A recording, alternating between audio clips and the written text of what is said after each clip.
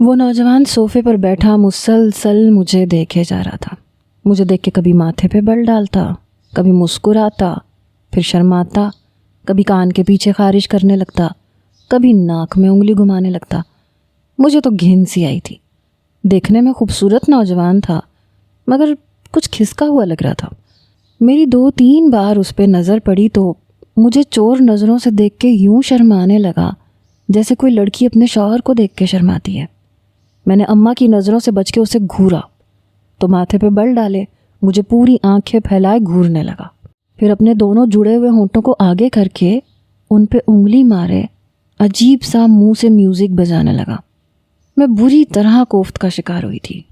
میں اپنی والدہ کے ساتھ ایک بنگلے پر کام پہ گئی تھی۔ میری عمر 17-18 سال تھی، لیکن میں تھی بے حد خوبصورت۔ میری والدہ کے گھٹنوں میں بہت درد رہنے لگا تھا، اس لیے اب ان سے گھر کی صفائی نہیں ہوتی تھی، اس لیے وہ مجھے اپنے ساتھ لے گئیں، ورنہ میں گھر پہ اپنے چھوٹے بہن بھائیوں کی دیکھ بھال کرتی تھی۔ ملازمت تو میری ماں کرتی تھی، لیکن پچھلے 2 مہینوں سے اماں کے گھٹنوں میں درد رہنے لگا، اور اب تو یہ حال تھا کہ جب بھی وہ زیادہ کام کرتی تھیں تو چلا اٹھتی تھیں کہ بہت درد ہوتا ہے۔ اس لیے اپنے گھر کا سارا کام کاج میں صبح سویرے کر لیتی تھی، پھر اماں کے ساتھ چلی جاتی۔ جہاں میں کام کرتی تھی، بیگم صاحبہ کا وہ پاگل باولا بیٹا اس وقت صوفے پہ بیٹھا ٹی وی کے بجائے مجھے دیکھ رہا تھا اور الٹی سیدھی حرکتیں کر رہا تھا۔ لیکن کبھی کبھی پتہ نہیں اس کی نظروں میں ایسا کیا ہوتا کہ میں نروس سی ہونے لگتی۔ میں نے جلدی سے اپنی کالی چادر کو درست کیا، دوبارہ سے سر پہ جمانے کی کوشش کی، حالانکہ میری چادر پہلے سے ہی میرے سر پہ تھی، لیکن میں چاہتی تھی کہ وہ مجھے نہ دیکھے۔ میں نے اپنا چہرہ بھی چادر کے پلو سے چھپانے کی کوشش کی، لیکن وہ تو مجھے ٹک ٹکی باندھے ہی دیکھے جا رہا تھا۔ میں اس کی نظروں سے بڑی نروس ہو رہی تھی۔ بیگم صاحبہ میری والدہ سے کہنے لگیں کہ تم تو جانتی ہو میرے گھر کا سارا کام تم نے ہی پکڑ رکھا ہے۔ دیکھو جو تمہاری حالت ہے، میں تو یہ چاہتی ہوں کہ تم اپنے گھر پہ آرام کرو اور اپنی بیٹی کو بجائے 3-4 گھروں میں کام کروانے کے صبح سے شام تک میرے گھر پہ چھوڑ دو۔ میں پورے گھر کا کام اسے دے دیتی ہوں، کیونکہ میری باورچن بھی آج کل اپنے گاؤں گئی ہوئی ہے، اور تمہیں تو پتہ ہے مجھے اپنی کٹی پارٹیوں سے فرصت نہیں ملتی۔ کبھی کسی NGO میں جانا پڑتا ہے، کبھی کسی کٹی پارٹی میں، کبھی ہائی ٹی پارٹی میں، کبھی شاپنگ پر، اور میرے بیٹے کو گھر کا کھانا پسند ہے۔ اب میں تو بالکل بھی نہیں پکا سکتی، میرے پاس ٹائم نہیں ہوتا، اور شہیر میرا اکلوتا بیٹا ہے، میں اس کی کوئی بات کبھی بھی نہیں ٹالتی۔ جب سے باورچن گئی ہے میری تو ساری روٹین خراب ہو کے رہ گئی ہے۔ 2 دن سے کچن میں گھسی ہوئی ہوں اور تم بھی نہیں آ رہی تھی۔ آج آئی ہو تو تم اپنے گھٹنوں کا رونا رو رہی ہو۔ دیکھو اس طرح تو کام نہیں چلے گا۔ میں نے اماں کو کونی ماری، مجھے وہ لڑکا اچھا نہیں لگ رہا تھا۔ میں اکیلی اس گھر میں کام نہیں کرنا چاہتی تھی، لیکن اماں مجھے نافہمی سے استفہامیہ انداز سے ابرو اچکا کے پوچھنے لگی، کیا ہے؟ میں نے ان کے کان کے قریب جا کے کہا، اماں میں اکیلے کام نہیں کروں گی، آپ کام کریں گی تبھی کروں گی، مجھے اکیلے کسی گھر میں کام نہیں کرنا۔ میں نے ابھی یہ بات کہی ہی تھی کہ اماں نے مجھے چپ رہنے کا اشارہ کیا۔ اماں نے پتہ نہیں کیوں حامی بھر لی۔ پھر بیگم صاحبہ نے کہا کہ گھر کا راشن میں تمہیں ڈلوا دوں گی، اس کے علاوہ تمہیں مہینے کے 25,000 دوں گی۔ یہ سن کے تو میری ماں کی آنکھیں پھیلی کی پھیلی رہ گئیں۔ میری ماں تو بڑی خوش ہو گئی اور فوراً سے مان بھی گئیں، لیکن میرا دل نہیں مان رہا تھا کہ میں اس گھر میں کام کروں، اور وہ تو بالکل کسی پاگل کی طرح مجھے دیکھے جا رہا تھا۔ بیگم صاحبہ کہنے لگی، اچھا ٹھیک ہے، اب تم جاؤ، میں اس لڑکی کو سارا کام سمجھا دوں گی۔ میری اماں چلی گئیں اور میں اماں کو گھورتی ہی رہ گئی کہ مجھے بھی ساتھ لے کے جاؤ۔ پھر اماں کہنے لگی، شام کو 6 بجے تک اس کی چھٹی کر دیجیے گا، کیونکہ یہاں سے آدھے گھنٹے کی مسافت ہمارے گھر کی ہے۔ وہ کہنے لگی، ہاں 6 بجے تک میں اسے چھٹی دے دوں گی۔ اماں کے جانے کے بعد مالکن مجھے کچن میں لے گئی، جہاں برتنوں کا انبار لگا ہوا تھا۔ پورا کچن بکھرا پڑا تھا۔ وہ کہنے لگی، پہلے کچن کی صفائی کر لو، پھر میں تمہیں بتاتی ہوں کہ اور کیا کیا کرنا ہے۔ میں کام میں بہت اچھی اور تیز تھی، اس لیے فٹافٹ میں نے سارے برتن دھو لیے، کچن بھی صاف ستھرا کر دیا۔ آدھے گھنٹے میں فارغ ہو گئی۔ پھر میں باہر آئی تو مالکن اپنے بیٹے سے بیٹھی باتیں کر رہی تھی کہ بتاؤ نا شہیر، آج کیا کھاؤ گے؟ میں تمہارے لیے بنوا دوں گی۔ وہ مجھے دیکھ رہا تھا۔ میں مالکن سے کام پوچھنے کے لیے وہاں کھڑی تھی۔ جب اس نے میری طرف انگلی سے اشارہ کیا کہنے لگا اسے کھاؤں گا، یہ مجھے بڑی اچھی لگتی ہے۔ یہ کہتے ہوئے شرمانے لگا، ہاتھ سے آنکھوں کا پردہ بناتے مجھے چور نظروں سے دیکھنے لگا۔ واہ جی واہ، بڑا مزہ آئے گا، اسے کھاؤں گا۔ یہ سن کے میں تو جیسے اپنے ہوش کھو بیٹھی۔ وہ لڑکا شاید اب نارمل تھا، لیکن اس کی ماں اس کی بات سن کے ہنسنے لگی اور اس سے کہنے لگی، ارے بیٹا یہ تمہارے لیے کھانا بنائیں گی، بتاؤ نا آپ کیا کھاؤ گے آج؟ تو کہنے لگا، مامی مجھے بہت اچھی لگتی ہے، اسے میرے کمرے میں بھیجو نا پلیز۔ اس کی یہ بات سن کے میری تو جان نکل گئی تھی۔ یہ مالکن کا بیٹا کیا بات کر رہا تھا اور کیوں کہہ رہا تھا؟ مالکن کہنے لگی، شہیر بری بات ہے، ملازمہ ہے یہ۔ تو وہ کہنے لگا، مجھے نہیں پتا، مجھے یہ اچھی لگی ہے۔ وہ کسی ضدی بچے کی طرح ہاتھ پاؤں زمین پہ مارنے لگا، کہنے لگا، اس کو میرے کمرے میں بھیجو، میں کچھ نہیں جانتا۔ میں تو یوں تھی، میرے چہرے کی ہوائیاں اڑ کے رہ گئی تھیں اور دل بڑی زور زور سے دھڑکنے لگا تھا۔ میں فوراً سے کچن میں واپس چلی گئی۔ میری آنکھوں سے آنسو بہنے لگے، دم گھٹنے لگا کہ یہ کیا چکر ہے۔ اماں نے تو کبھی نہیں بتایا کہ اس کی بیگم صاحبہ کا بیٹا پاگل ہے۔ بہرحال کچھ دیر بعد بیگم صاحبہ کچن میں آئیں، مجھ سے کہنے لگیں، دیکھو میرا بیٹا آدھی عقل کا ہے، اس لیے ڈرنے اور گھبرانے کی ضرورت نہیں ہے، ایسے ہی ضدی سا ہے، تمہیں کوئی نقصان نہیں پہنچائے گا۔ میں نے کہا، بیگم صاحبہ مجھے یہاں کام نہیں کرنا۔ میں بے حد گھبرا گئی تھی۔ وہ کہنے لگی، میں نے کہا نا کچھ نہیں ہوگا، تمہیں وہ کچھ بھی نہیں کہے گا، تم بس اپنے کام پہ فوکس کرو۔ ایسے کرو، اسے بریانی بہت پسند ہے، تم بریانی بنا دو، بریانی بنانے کے بعد تم گھر کی صاف صفائی کر لینا، ٹھیک ہے؟ اور رات کو اس کے لیے شامی کباب اور پاستا بنا دینا، بس وہ یہی چیزیں شوق سے کھاتا ہے۔ میں نے کہا، یہ پاستا کیا ہوتا ہے؟ تو بیگم صاحبہ مجھے کہنے لگی، کیوں تم نے کبھی پاستا نہیں بنایا؟ میں نے کہا، نہیں۔ وہ کہنے لگی، اچھا کوئی بات نہیں، میں تمہیں ترکیب بتا دوں گی، ابھی جلدی سے بریانی بناؤ، تب تک میں فریج کھول کے تمہیں ساری چیزیں دکھا دیتی ہوں۔ میں نے فٹافٹ سے بریانی بنائی، اس کے بعد میں گھر کی صفائی کرنے لگی۔ گھر کے نیچے کے پورشن میں ڈرائنگ روم تھا، ڈائننگ روم تھا اور بہت بڑا لاؤنج تھا، اور بیگم صاحبہ کا کمرہ تھا، اور بہت بڑا کچن بھی تھا، جبکہ باقی سارے کمرے اوپر تھے۔ جب میں اوپر کمرے کی صفائی کرنے کے لیے گئی تو 2 کمرے ویسے ہی لاک تھے، لیکن جو ایک کمرہ تھا اسے میں نے صاف کر دیا۔ پھر جب میں چوتھے کمرے میں جانے لگی تو جیسے ہی میں نے دروازے کا نوب گھمایا، وہ نوجوان اندر ہی موجود تھا۔ وہ کانوں میں ہینڈ فری لگائے کچھ سن رہا تھا، اپنے ہاتھ میں اس نے موبائل پکڑ رکھا تھا۔ مجھے دیکھ کے مسکرانے لگا، کہنے لگا، آؤ اندر آؤ، آؤ نا، شرما کیوں رہی ہو؟ لیکن میں اس کے بلانے پہ خوف زدہ سی ہو گئی۔ میں نے کہا، مجھے صفائی کرنی ہے، کیا آپ کمرے سے باہر جا سکتے ہیں؟ یہ سن کے اس کے ماتھے پہ بل پڑے، کہنے لگا، میں کیوں جاؤں باہر؟ تمہیں صفائی کرنی ہے تو آ کے کرو، تمہیں کسی نے روکا ہے کیا؟ میں نے کہا، میں یوں صفائی نہیں کرتی۔ ایسا کریں، آپ نیچے لاؤنج میں چلے جائیں، ٹی وی دیکھ لیں، تب تک میں کمرے کی صفائی بھی کر لوں گی۔ وہ کہنے لگا، کیوں دیکھ لوں ٹی وی؟ مجھے اپنے کمرے میں بیٹھنا ہے تو میں تو یہیں بیٹھوں گا، تم اپنا کام کرو۔ تمہاری اماں بھی ایسے ہی جھاڑو لگاتی تھیں، میں کمرے میں بیٹھا رہتا تھا۔ میں نے کہا، اچھا ٹھیک ہے۔ پھر میں نے پورا دروازہ کھول دیا اور میں جھاڑو لگانے لگی۔ تو کہنے لگا، تم اندھی ہو کیا؟ اے سی چل رہا ہے کمرے میں، دروازہ کیوں کھولا ہے؟ یہ کہہ کے اٹھا اور کمرے کا دروازہ بند کر دیا۔ میرا دل پتہ نہیں کیوں زور زور سے دھڑک رہا تھا۔ اول تو مجھے ویسے بھی پاگل لوگوں سے بڑا خوف آتا تھا۔ ایسے لوگ جو کم عقل ہوتے تھے یا ایب نارمل ہوتے تھے، کچھ بھی کر سکتے تھے، انہیں کوئی ہوش تھوڑی ہوتی ہے۔ میں بڑی خوف زدہ سی تھی اور بار بار اپنے ماتھے پہ آنے والا پسینہ پونجھ رہی تھی، ساتھ میں اس کے کمرے کا جھاڑو لگانے لگی۔ وہ مجھے ہی دیکھے جا رہا تھا۔ پھر مجھ سے کہنے لگا، تم بڑی خوبصورت ہو۔ یہ کہتے ہوئے شہادت کی انگلی اور انگوٹھا ملا کے بولا۔ میں نے کوئی جواب نہیں دیا۔ میں نے جھاڑو دیا اور کمرے سے باہر جانے لگی تو کہنے لگا، اے لڑکی۔ میں نے اسے پلٹ کے دیکھا تو کہنے لگا، تمہارا نام کیا ہے؟ میں نے کہا، زہرا۔ کہنے لگا، زہرا نام بڑا پیارا ہے، میرا نام شہیر ہے۔ میں نے کہا، جی۔ یہ کہہ کے میں نے دروازے کا نوب گھمایا تو اٹھ کے میرے پاس آ گیا، کہنے لگا مجھ سے دوستی کرو گی کیا؟ میں نے کہا نہیں میں لڑکوں سے دوستی نہیں کرتی۔ کہنے لگا مجھ سے کر لو، کچھ نہیں ہوتا، دوستی تو کسی سے بھی کی جا سکتی ہے، دوستی میں لڑکا لڑکی تھوڑی ہوتا ہے، دیکھو میں بہت اچھا لڑکا ہوں۔ میں جلدی سے دروازہ کھول کے باہر جانے لگی تو اس نے میرا بازو پکڑ لیا۔ میں بری طرح سے گھبرائی۔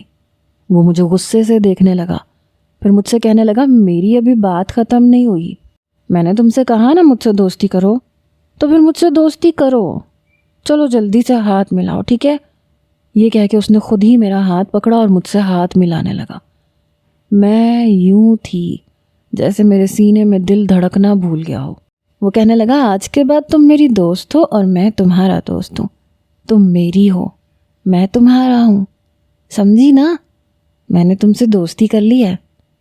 میں نے اپنا ہاتھ چھڑوایا اور جلدی سے کمرے سے باہر نکل آئی۔ سیڑھیاں پھلانگتی ہوئی میں نیچے اتری۔ مجھے پتہ نہیں کیوں اس لڑکے سے ڈر لگ رہا تھا۔ میں جتنا اس سے دور بھاگنے کی کوشش کر رہی تھی وہ اتنا میرے قریب آنے کی کوشش کر رہا تھا۔ میں جلدی سے کچن میں چلی گئی اور شام کا کھانا بنایا۔ اس وقت تک مالکن بھی باہر جانے کے لیے تیار ہو گئی تھی۔ میں نے کہا میں نے کھانا بنا دیا ہے تو اب میں جا رہی ہوں۔ مالکن کہنے لگی ٹھیک ہے تم جاؤ لیکن صبح جلدی آ جانا۔ میں نے کہا ٹھیک ہے۔ یہ کہہ کے میں جانے لگی تو مالکن کہنے لگی ایسے کرو فریج میں بچا ہوا سالن پڑا ہے وہ اپنے ساتھ لے جاؤ، اب گھر میں جا کے کہاں تم دوبارہ سے کھانا بناؤ گی۔ ویسے وہ خاتون کافی ہمدرد قسم کی لگ رہی تھی لیکن مجھے سارا ڈر اس کے بیٹے سے لگ رہا تھا۔ میں نے فریج میں سے سالن نکالا، ایک شاپر میں ڈالا اور گھر چلی گئی۔ میں 6:30 بجے گھر پہنچ گئی تھی۔ اماں نے جب میرے ہاتھ میں سالن کا شاپر دیکھا تو کہنے لگی یہ تو اچھا ہوا بیگم صاحبہ نے سالن دے دیا، چلو اب میں روٹی بنا لیتی ہوں، تم تو ابھی تھکی ہوئی آئی ہو تو آ جاؤ منہ دھو کے میں تیری بھی روٹی بنا دیتی ہوں۔ اماں نے روٹی بنائی لیکن مجھ سے روٹی ٹھیک سے کھائی ہی نہیں گئی۔ کھانا کھانے کے بعد میں نے اپنے لیے 1 کپ چائے بنائی۔ چائے بھی کیا تھی، بس پورا قہوہ تھا اور 1 گھونٹ دودھ۔ چائے پینے کے بعد میں بھی چارپائی پہ لیٹ گئی۔ پتہ نہیں کیوں میرا دل نہیں چاہ رہا تھا میں اگلے روز وہاں کام پہ جاؤں، نیند بھی نہیں آ رہی تھی۔ پتہ نہیں وہ کیسا لڑکا تھا، کیوں زبردستی مجھ سے دوستی کر چکا تھا۔ میں تو نہیں کرنا چاہتی تھی اس سے دوستی، پتہ نہیں کیوں میرا دل کسی سوکھے پتے کی طرح کانپ رہا تھا۔ اگلے روز اماں نے مجھے جگایا، کہنے لگی جلدی سے ناشتہ کرو اور کام پہ جاؤ، بیگم صاحبہ کو دیر سے کام پہ آنے والی لڑکیاں بالکل پسند نہیں ہیں۔ میں نے کہا اماں مجھے یہاں کام نہیں کرنا، اس کا بیٹا پاگل ہے، میں نہیں جاؤں گی۔ اماں کہنے لگی پاگل ہو گئی ہو کیا؟ پتہ ہے 25,000 دے رہی ہیں وہ، اور پھر تمہیں جگہ جگہ کام کرنے نہیں جانا پڑے گا۔ وہ لڑکا کم عقل ہے لیکن تمہیں کچھ بھی نہیں کہے گا، وہ بہت اچھا لڑکا ہے۔ میں نے کہا آپ کو پتہ ہے نا مجھے شروع سے ایسے لوگوں سے بہت ڈر لگتا ہے۔ آپ کو پتہ ہے جب محلے میں وہ پاگل عورت آتی تھی تو میں کیسے اپنے گھر کے کمرے میں چھپ جاتی تھی۔ مجھے بہت ڈر لگتا ہے امی، میں وہاں نہیں جاؤں گی۔ میں نے اماں کی منت کرنی شروع کر دی لیکن اماں پہ کوئی اثر نہیں ہوا۔ پھر اماں کہنے لگی ایک تو میرے گھٹنوں کا مسئلہ ہے، یہ نہ ہوتا تو میں خود چلی جاتی، اتنی اچھی نوکری کو ٹھکرانا تو بے وقوفی ہے، کیا باولی ہو گئی ہے، وہ کچھ نہیں کہے گا تمہیں، تم اس سے پیار سے بات کرو گی تو وہ بھی پیار سے رہے گا، بس جو کہے اس کی بات مان لینا۔ پتہ نہیں ہم غریبوں کی مجبوریاں اتنی زیادہ کیوں بڑھ جاتی ہیں کہ نہ چاہتے ہوئے بھی ہمیں وہ کام کرنا پڑتا ہے جو ہم کرنا نہیں چاہتے۔ میرے ساتھ بھی کچھ ایسا ہی ہوا تھا۔ اگلے روز جب میں کام پہ گئی تو وہ نوجوان مجھے دیکھتے ہی مسکرانے لگا، کہنے لگا تم آ گئی، پتہ ہے تمہیں میں کب سے جاگ رہا تھا، تمہارا انتظار کر رہا تھا۔ میں نے کہا میں کچن میں جا رہی ہوں، مجھے برتن دھونے ہیں۔ یہ کہہ کے میں فوراً کچن میں آ گئی۔ مالکن آج مجھے نظر نہیں آ رہی تھی، وہ تو میرے پیچھے کچن میں آ گیا۔ میں برتن دھو رہی تھی، وہ بالکل میرے پیچھے کھڑا ہو گیا۔ مجھے نہیں پتا تھا میرے پیچھے کھڑا ہے۔ مجھے یوں محسوس ہوا کسی نے میری گردن پہ انگلی پھیری ہے۔ میں تو بری طرح سے کانپ اٹھی، لیکن جیسے ہی میں پیچھے پلٹی تو وہ لڑکا میرے بالکل پیچھے تھا۔ میں بری طرح اس سے ٹکرائی، مجھے لگا تھا جیسے میں ابھی نیچے گر جاؤں گی، لیکن اس نے میری کمر پہ ہاتھ رکھ کے مجھے گرنے سے بچایا اور پھر ہنسنے لگا۔ پھر مجھ سے کہنے لگا ڈر گئی نا، دیکھو میں نے تمہیں ڈرا دیا۔ مجھے اس پہ اتنا غصہ آیا جس کی کوئی حد نہیں۔ میں نے کہا یہ کیا بدتمیزی تھی؟ کہنے لگا میں نے مذاق کیا تھا تم سے، جیسے دوست دوسرے دوست سے مذاق کرتا ہے، اس میں بدتمیزی والی تو کوئی بات نہیں تھی۔ میں نے کہا آئندہ میرے پیچھے کھڑے مت ہونا، ورنہ میں تمہاری والدہ سے تمہاری شکایت لگاؤں گی۔ میری یہ بات سن کے اس کے ماتھے پہ بل پڑ گئے۔ وہ کہنے لگا مجھ سے اتنی زور سے بات کیوں کر رہی ہو؟ دیکھو مجھے غصہ آ گیا نا، میں تمہیں چھوڑوں گا نہیں۔ میری مما گھر پہ نہیں ہے، میں غصے میں آ جاؤں تو چیزیں توڑنا شروع کر دیتا ہوں۔ یہ سن کے میں گھبرا سی گئی۔ پھر وہ باہر چلا گیا۔ میں نے سارے برتن دھوئے، لیکن مجھے سمجھ میں نہیں آ رہا تھا کہ میں اس کے لیے پکاؤں گی کیا۔ پھر مجبوراً مجھے اس سے پوچھنا پڑا کہ وہ کیا کھائے گا۔ وہ اس وقت لاؤنج میں بیٹھا LED پہ کارٹون دیکھ رہا تھا۔ میں نے کہا شہیر تم کھانے میں کیا کھاؤ گے، تمہارے لیے کیا پکاؤں؟ تو میری بات سن کے اس نے ایک نظر غصے سے مجھے دیکھا اور پھر ٹی وی دیکھنے لگا۔ میں نے کہا شہیر کیا کھانا ہے تم مجھے بتاؤ، میں بنا دوں، پھر مجھے اور بھی بہت سے کام کرنے ہیں۔ کہنے لگا مجھ سے بات مت کرو گندی بچی۔ پھر کہنے لگا میں تمہیں کبھی بھی نہیں بتاؤں گا کہ میں نے قورمہ کھانا ہے، کیونکہ تم بہت گندی ہو، مجھے ڈانٹتی ہو، مجھے اپنی ایسے آنکھوں سے دیکھتی ہو ایسے۔ وہ آنکھیں پھیلا کے کہنے لگا۔ وہ مجھے بتا بھی چکا تھا اور انکار بھی کر رہا تھا۔ اس کی بات سن کے میں ہنسنے لگی۔ کہنے لگا میں ناراض ہوں تم سے، تم ہنس رہی ہو، دانت نکال نکال کے مجھے دیکھ رہی ہو۔ میں نے اس کے پاس آ کے کہا دیکھو جو دوست ہوتے ہیں نا وہ اپنے دوستوں کو تنگ نہیں کرتے، اور نہ ان کے پیچھے آ کے کھڑے ہوتے ہیں اور نہ انہیں ڈراتے ہیں۔ میری بات سن کے کہنے لگا میں نے تو مذاق میں تمہیں ڈرایا تھا۔ میں نے کہا دوستوں کے ساتھ ایسا مذاق نہیں کرتے جو انہیں برا لگے۔ میں نے کہا اچھا یہ بتاؤ قورمے کے علاوہ اور کیا بناؤں تمہارے لیے؟ کہنے لگا آئندہ تم مجھے کبھی نہیں ڈانٹو گی۔ میں نے کہا نہیں ڈانٹوں گی۔ پھر کہنے لگا اچھا ایسے کرو قورمے کے ساتھ کھیر بنا دو۔ یہ سن کے میں فوراً سے کچن میں چلی گئی، اس کے لیے کھانا بنانے لگی۔ اتنے میں وہ بھی کچن میں آ گیا، مجھ سے ادھر ادھر کی باتیں کرنے لگا۔ میں نے کہا تم اسکول میں نہیں پڑھتے؟ کہنے لگا نہیں میں نہیں پڑھتا، وہاں کے بچے بہت گندے ہوتے ہیں، میرا مذاق اڑاتے ہیں، مجھے پاگل پاگل کہتے ہیں۔ میں نے کہا پورا دن گھر میں بیٹھ کے بس ٹی وی دیکھتے رہتے ہو کیا، بور نہیں ہوتے تم؟ کہنے لگا بہت بور ہوتا ہوں، اس لیے تو تم سے کہہ رہا ہوں مجھ سے دوستی کر لو، پھر ہم بیٹھ کے باتیں کیا کریں گے، مما تو ویسے بھی گھر پہ نہیں ہوتی۔ میں نے کہا میں پہلے کام کر لوں پھر باتیں کروں گی۔ پھر اس نے مجھے واقعی تنگ نہیں کیا۔ میں نے جلدی سے کام کیا، اس کے لیے رات کا کھانا الگ سے بنایا، کیونکہ وہ ایک ٹائم کا کھانا دوسرے ٹائم نہیں کھاتا تھا، دوپہر میں کچھ اور پھر رات میں کچھ اور۔ جب میں گھر جانے لگی تو کہنے لگا کہاں جا رہی ہو؟ میں نے کہا میں اپنے گھر جا رہی ہوں۔ کہنے لگا نہیں تم گھر نہیں جا سکتی، تم یہاں میرے پاس رہا کرو۔ میں نے کہا میں یہاں نہیں رہ سکتی، میرے ماما بابا بہن بھائی ہیں، مجھے ان کے پاس جانا ہوتا ہے۔ کہنے لگا لیکن میرے پاس تو کوئی بھی نہیں ہوتا، تمہیں مجھ سے ذرا بھی پیار نہیں ہے، تم بس میرے پاس رہا کرو، میرا دل چاہتا ہے تم ہر وقت میری آنکھوں کے سامنے رہا کرو، میں تمہیں دیکھتا رہوں۔ میں نے کہا مجھے دیر ہو رہی ہے، میں کل جلدی آ جاؤں گی۔ میں نے جان چھڑوانے کے لیے کہا تو کہنے لگا جلدی بھی آ جاؤ گی تو پھر کام کرنے لگ جاؤ گی، پھر کام کرو گی پھر گھر چلی جاؤ گی، میں نا مما سے بات کر کے تمہیں ہمیشہ کے لیے یہاں رکھ لوں گا، پھر تم میرے پاس رہو گی، میرے ساتھ باتیں کرو گی اور میرے ساتھ سو گی۔ وہ روانی میں پتہ نہیں کیا کیا بولے جا رہا تھا۔ پھر کہنے لگا اچھا ہاں تھوڑی دیر بعد چلی جانا، کچھ دیر کے لیے میرے کمرے میں آؤ، ہم وہاں بیٹھ کے باتیں کریں گے، میں تمہیں اپنی بہت پیاری ڈائری دکھاؤں گا۔ وہ میرا ہاتھ پکڑ کے اوپر کا زینہ چڑھنے لگا۔ میں اسے کہتی رہ گئی کہ مجھے دیر ہو رہی ہے، میری اماں میرے لیے پریشان ہو رہی ہوں گی، لیکن وہ میری بات سن ہی نہیں رہا تھا۔ پھر مجھے اپنے کمرے میں لے آیا، مجھے اپنی ڈائری دکھانے لگا۔ پھر وہ مجھ سے کہنے لگا تھوڑی دیر مجھ سے باتیں کرو پھر چلی جانا، آئی پرومس نہیں روکوں گا۔ میں نے کہا میں تم سے کیا باتیں کروں؟ وہ کہنے لگا اچھا یہ بتاؤ میں تمہیں کیسا لگتا ہوں؟ میں نے کہا تم بہت اچھے بچے ہو۔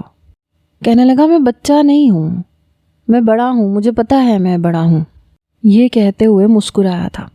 کہنے لگا یہ دیکھو میں اتنا بڑا ہوں؟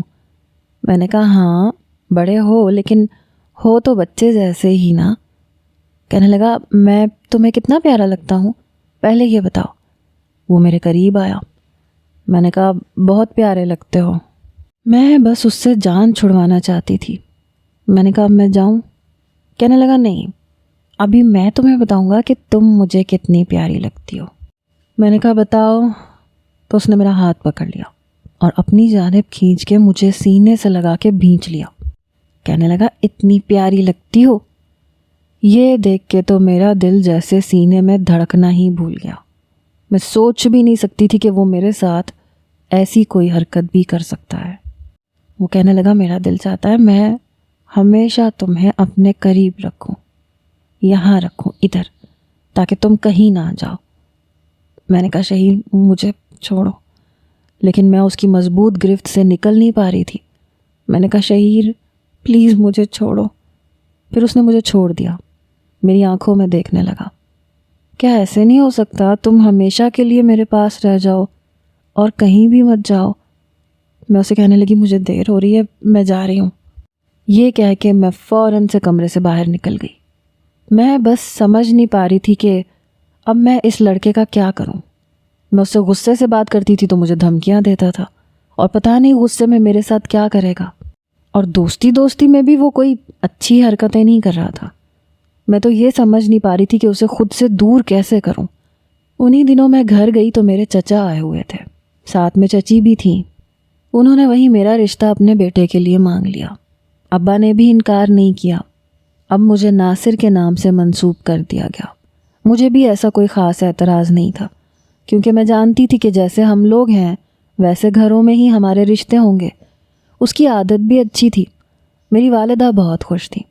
میں نے سوچا مجھے شہیر کے لیے مٹھائی لے کے جانی چاہیے اور اسے بتانا چاہیے کہ میری منگنی ہو گئی ہے۔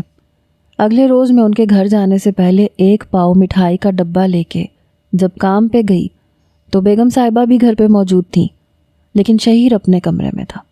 میں نے بیگم صاحبہ کو بھی مٹھائی دی، بتایا کہ میری منگنی ہو گئی ہے۔ یہ سن کے وہ بھی بہت خوش تھیں، مجھے دعائیں دینے لگیں۔ وہ کہنے لگیں کہ تم جہیز کی فکر مت کرنا، تمہارا سارا جہیز میں بنوا کے دوں گی۔ میں خوش ہو گئی۔ میں نے کہا ابھی تو 2 سال کا ٹائم ہے۔ پھر میں نے ان سے کہا شہیر کہاں ہے؟ وہ کہنے لگیں وہ اپنے کمرے میں ہے۔ پھر میں اس کے کمرے کی طرف چلی گئی۔ جیسے ہی میں نے دروازہ کھولا تو وہ لیٹا ہوا تھا۔ مجھے دیکھ کے اٹھ کے بیٹھ گیا۔ میں نے کہا تم آج کمرے سے باہر کیوں نہیں نکلے؟ کہنے لگا بس میرا موڈ نہیں تھا، کمرے میں رہنا اچھا لگ رہا تھا۔ پھر مجھ سے کہنے لگا تمہیں ایک بات بتاؤں؟ میں نے کہا ہاں بتاؤ، کیا بات ہے؟ میں اس کے پاس آئی تو اس نے میرا بازو پکڑ کے مجھے اپنے پاس بٹھا لیا۔ کہنے لگا وہ بات یہ ہے تم مجھے خواب میں نظر آتی ہو، اس لیے مجھے سونا اچھا لگتا ہے۔ اس کی بات سن کے میں کچھ تذبذب کا شکار ہوئی۔ میں نے کہا اچھا چھوڑو ان باتوں کو، مٹھائی کھاؤ۔ میں نے مٹھائی کا چھوٹا سا ڈبہ کھولا۔ کہنے لگا واہ گلاب جامن مجھے بہت پسند ہے۔ یہ کہہ کے اس نے ایک گلاب جامن پورے کا پورا منہ میں ڈال لیا اور کھا لیا۔ پھر کہنے لگا یہ تم میرے لیے لے کے آئی ہو؟ میں نے کہا ہاں میں تمہارے لیے لے کے آئی ہوں۔ تمہیں پتہ ہے میں یہ مٹھائی کیوں لے کے آئی ہوں؟ تو کہنے لگا کیوں لائی ہو؟ یہ کہتے ہوئے اس نے دوسرا گلاب جامن بھی اٹھایا، وہ بھی منہ میں لے لیا۔ پھر مجھ سے کہنے لگا تم بھی تو کھاؤ۔ میں نے کہا میں کھا لوں گی، یہ میں اسپیشل تمہارے لیے لائی ہوں۔ تمہیں پتہ ہے میری منگنی ہو گئی ہے۔ یہ کہہ کے میں نے اپنا ہاتھ اس کو دکھایا جس میں ناصر کے نام کی چاندی کی انگوٹھی میں نے پہن رکھی تھی۔ میری بات سن کے تو اس کے ماتھے پہ بل پڑے۔ اس نے مٹھائی باسکٹ میں جا کے تھوک دی۔ میں نے کہا یہ کیا کیا تم نے؟ تو کہنے لگا منگنی۔ منگنی مطلب تمہارا اس کے ساتھ رشتہ طے ہوا ہے؟ تم اس کے ساتھ شادی کرو گی؟ میں نے کہا ہاں اس کے ساتھ میری شادی ہوگی۔ تو کہنے لگا نہیں تم مجھے چھوڑ کے نہیں جا سکتی، تم کسی اور کے ساتھ شادی نہیں کر سکتی۔ یہ کہہ کے اس نے میرا ہاتھ پکڑا، میری انگلی سے انگوٹھی اتار کے پھینک دی۔ میں نے کہا یہ کیا کیا ہے تم نے؟ پاگل تو نہیں ہو گئے تم؟ کیوں میری منگنی کی انگوٹھی پھینکی ہے تم نے؟ تو کہنے لگا تم میری ہو، میں تمہارے بغیر نہیں رہ سکتا، تم مجھے چھوڑ کے نہیں جاؤ گی۔ میں نے اس سے اپنا ہاتھ چھڑوایا اور زمین پر گری اپنی انگوٹھی اٹھائی۔ میں نے کہا مذاق کی بھی کوئی حد ہوتی ہے۔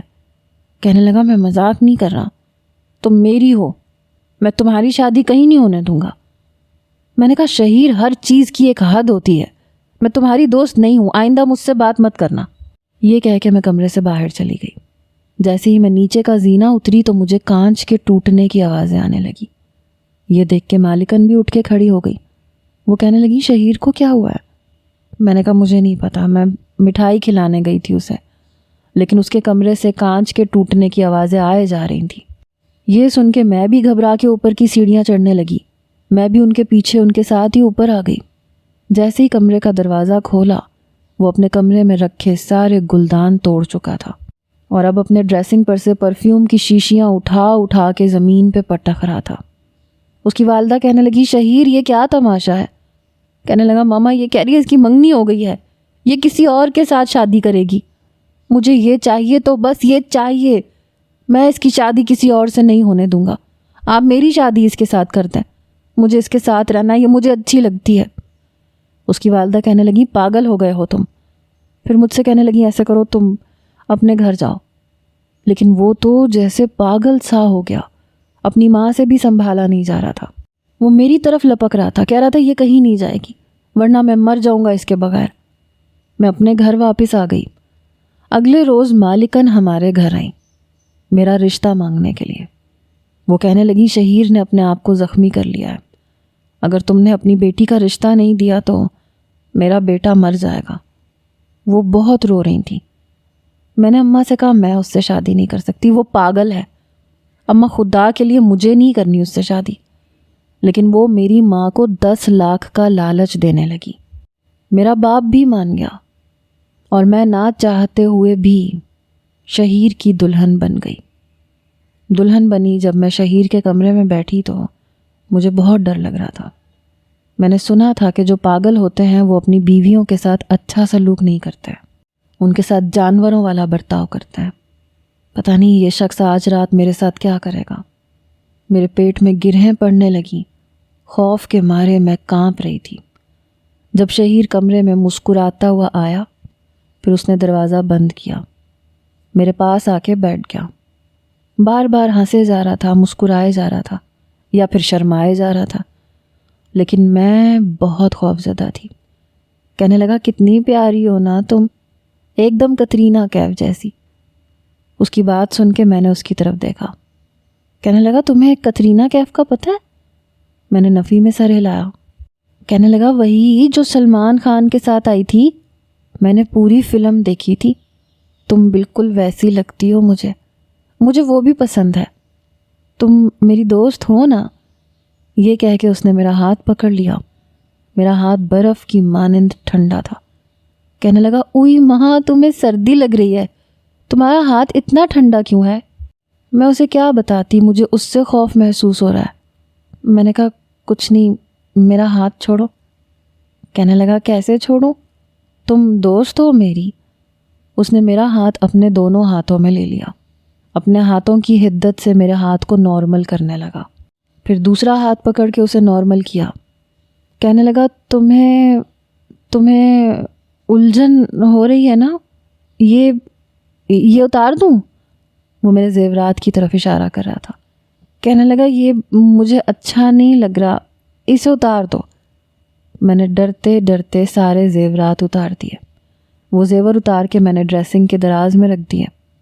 میں نے کہا میں کپڑے بدل لوں؟ میں نے ڈرتے ڈرتے پوچھا۔ کہنے لگا ہاں بدل لو۔ میں نے کپڑے بدلے۔ کمرے میں آ کے میں سوچ رہی تھی کہ اب میں کیا کروں۔ کہنے لگا کیا ہوا، وہاں کیوں کھڑی ہو، ادھر میرے پاس آ کے بیٹھو۔ میں اس کے پاس بیٹھ گئی۔ میں نے کہا میں بہت تھک گئی ہوں۔ کہنے لگا تھک کیوں گئی ہو، مجھے تم سے باتیں کرنی ہے، اب تم میری ہو نا، اب تم میری بیوی ہو، میری دوست بھی ہو، تو اب تم میرے پاس رہو گی، مجھے چھوڑ کے کہیں نہیں جاؤ گی، نہیں جاؤ گی نا؟ میں نے کہا نہیں، میں تمہیں چھوڑ کے کہیں نہیں جاؤں گی، میں تمہارے پاس ہی رہوں گی۔ یہ سن کر اس کے چہرے پہ چھائی بدحواسی کچھ کم ہوئی، جیسے اسے میرے اس جملے نے اطمینان میں ڈال دیا۔ کہنے لگا تم سچ کہہ رہی ہو نا؟ میں نے کہا ہاں میں سچ کہہ رہی ہوں، میں کہیں نہیں جاؤں گی، لیکن میں ابھی تھک گئی ہوں، مجھے نیند آ رہی ہے، کہنے لگا ہاں تو سو جاؤ۔ میں نے تکیہ اٹھایا، ڈرتے ڈرتے صوفے پہ رکھا، لیکن اس نے مجھے کچھ نہیں کہا۔ وہ بیڈ پہ لیٹ کے سو گیا تھا۔ میں نے سکون کا سانس لیا۔ میں بھی صوفے پہ سو چکی تھی۔ وہ میرے ساتھ بالکل ویسے ہی رہتا تھا جیسے پہلے رہتا تھا، مجھ سے باتیں کرتا، خود ہی ہنستا رہتا۔ میں نے اندازہ لگایا کہ اسے شاید یہ نہیں پتہ تھا کہ میاں بیوی کا رشتہ کیا ہوتا ہے، کیونکہ اس نے کبھی ایسی کوئی جرت نہیں دکھائی تھی۔ بس میرا ہاتھ پکڑ لیتا تھا، ہنستا تھا، باتیں کرتا تھا، میرے ساتھ کارٹون دیکھتا تھا، بالکل کسی بچے کی طرح۔ ایک بار میں اس کے لیے ناشتے میں آملیٹ بنا رہی تھی اور وہ کچن میں کھڑا مجھ سے باتیں کر رہا تھا کہ پیاز کاٹتے وقت میری انگلی کٹ گئی۔ جب اس نے میری انگلی سے بہتا ہوا خون دیکھا تو یوں تڑپا جیسے اس کے چوٹ لگ گئی ہے۔ میری انگلی پکڑ کے پھونکے مارنے لگا، میرا بہتا ہوا خون دیکھ کے جیسے اسے کچھ ہوا تھا۔ اس نے فٹافٹ اپنی قمیض سے میری انگلی دبا دی۔ کہنے لگا خون کیوں نکل رہا ہے؟ کیا ہو گیا؟ تمہیں درد ہو رہا ہے؟ اتنا درد ہو رہا ہے نا؟ مجھے درد نہیں ہو رہا تھا، لیکن اس کے چہرے پہ درد تھا۔ میں حیرت سے اس کا چہرہ دیکھ رہی تھی۔ اس نے شور مچا دیا، ملازمین کو کچن میں بلا لیا۔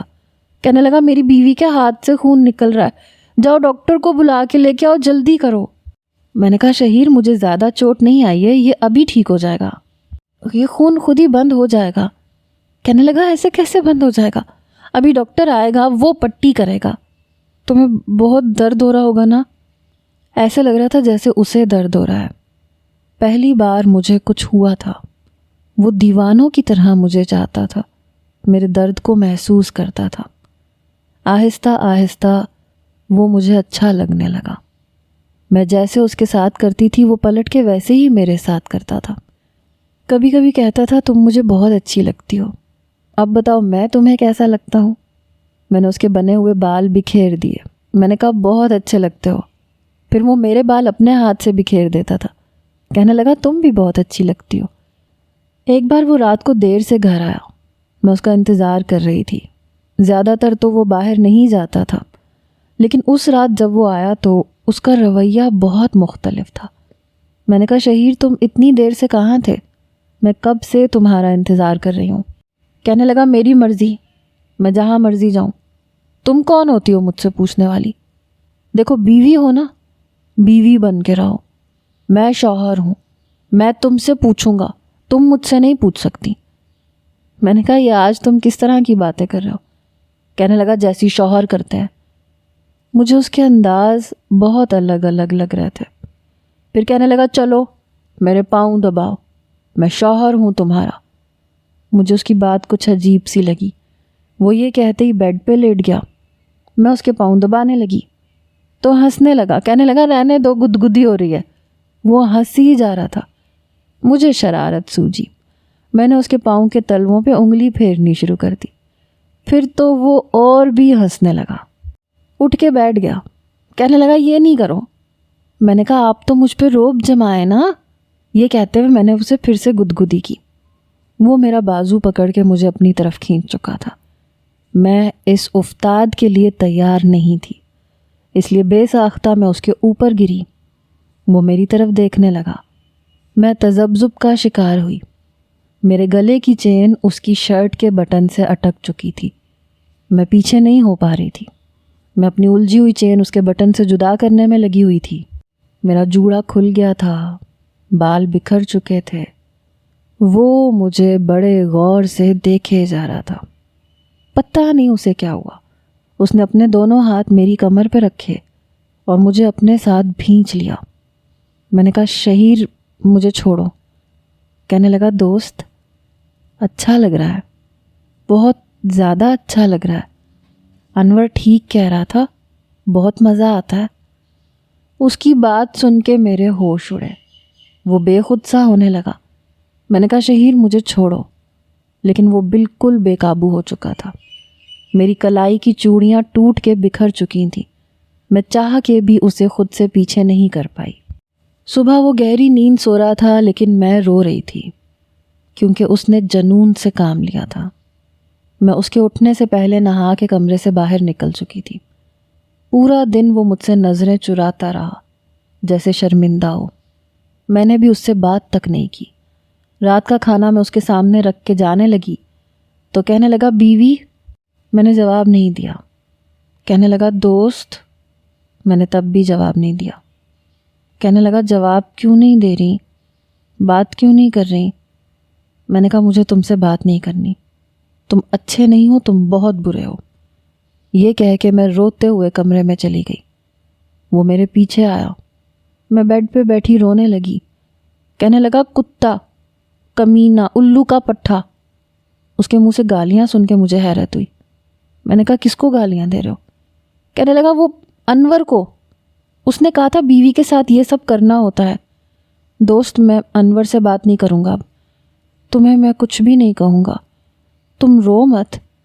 وہ خود بھی رونے لگا، ساتھ میں میرے آنسو صاف کر رہا تھا۔ پھر میرے ہاتھوں پہ ٹوٹی ہوئی چوڑیوں سے ہوئے زخم دیکھ کے انہیں چومنے لگا۔ کہنے لگا معاف کر دو، میں نے رات کو اچھا نہیں کیا۔ میرے گلے کے زخم دیکھ کے اپنا ہاتھ سائڈ ٹیبل پہ زور سے مارا کہ اس کا شیشہ ٹوٹ گیا۔ یہ دیکھ کے میری جان نکلی کیونکہ اس کے ہاتھ میں زخم آ گیا تھا۔ میں نے کہا شہیر یہ کیا کر رہے ہو؟ کہنے لگا تمہیں درد ہو رہا ہے، مجھے بھی ہونا چاہیے، میں انور کو چھوڑوں گا نہیں، میں مار ڈالوں گا اسے۔ یہ سن کے میرے ہوش اڑے۔ میں نے کہا نہیں، تم ایسا کچھ نہیں کرو گے، میں ٹھیک ہو جاؤں گی، بس آج کے بعد تم بس میری بات مانو گے اور کسی کی بھی نہیں سنو گے۔ کہنے لگا ٹھیک ہے، میں وعدہ کرتا ہوں۔ وہ خود بھی آنسو بہا رہا تھا۔ میں نے اس کے ہاتھ پہ پٹی باندھی، اس کے آنسو صاف کیے۔ میرے کہنے پہ اس نے ٹیوشن پڑھنا شروع کر دی تھی۔ مجھے بھی یوں ہاتھ لگاتا تھا جیسے میں نازک سی کانچ کی گڑیا ہوں۔ محبت کرنا میں نے اسے سکھایا تھا۔ وہ کافی حد تک ٹھیک ہو چکا تھا، اپنی میڈیسن بھی وقت پہ کھاتا تھا، اپنی فیکٹری جانا شروع ہو چکا تھا۔ مکمل طور پر تو نہیں، لیکن میری محبت سے بہت حد تک وہ ٹھیک ہو چکا تھا۔ اس کی والدہ مجھے بہت دعائیں دیتی تھیں، لیکن ایسا ہر کیس میں نہیں ہوتا۔ کچھ ایب نارمل ہمیشہ ایب نارمل رہتے ہیں اور بیوی کے ساتھ غیر انسانی سلوک کرتے ہیں، مگر کبھی کبھی کچھ شہیر جیسے بھی ہوتے ہیں۔